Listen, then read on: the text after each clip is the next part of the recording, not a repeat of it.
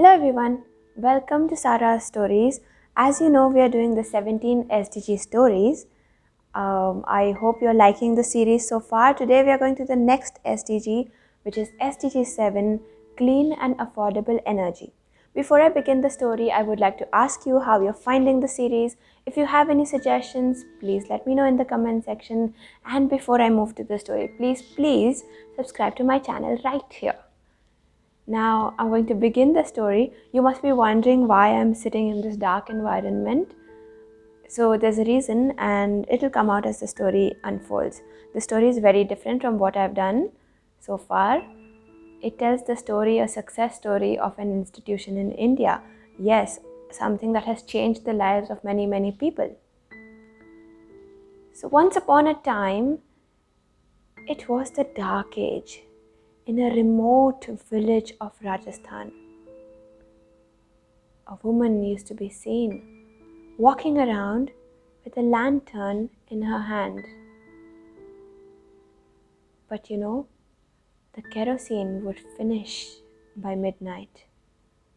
And kerosene was really expensive. There were limited ration shops. There was no electricity. Nobody could study. Nobody got work. Because in an arid state, seasonal labor was not required. So in a month, only 1, 2, 3, 4 days were working days, and daily wages were provided. Those daily wages could barely get past one day.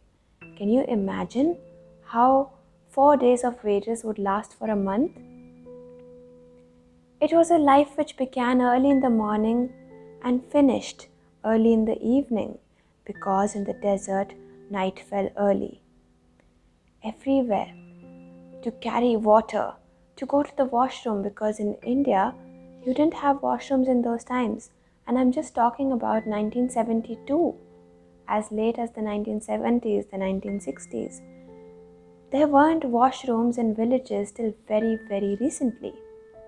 So if one had to go to the washroom, one had to carry the lights, the kerosene lamps with them.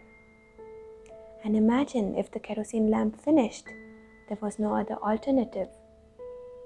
Lives of these women were deplorable because they still had to care for their family. They still had to work. They still had to cook. And it was all in the dark. Until one day, a ray of hope, a great joy came when a man decided to research on the community. The man saw that the water conditions were deplorable.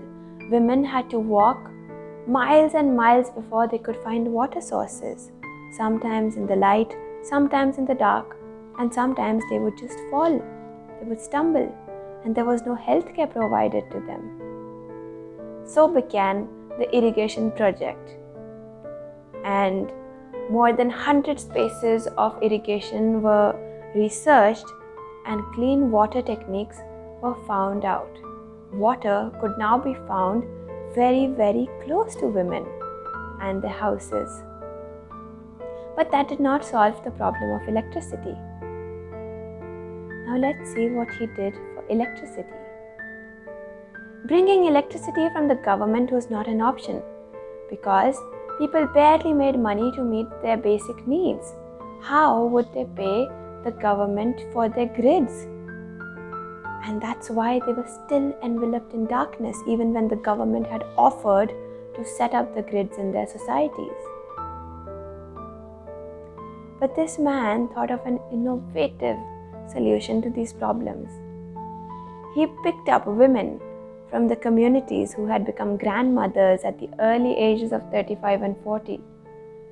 He called them to a center and taught them how to make effective solar panels. Just one light with a small solar panel on top of it was created by each woman. It used to be a 6-month-long course, and women would learn these techniques. Now these women were called the solar scientists or the solar mamas. They would bring light, electricity, water to their own village and go nowhere outside upon getting trained. But these solar mamas didn't even want to go outside. They wanted to learn, and they wanted to come back and implement in their territories. But that was not easy.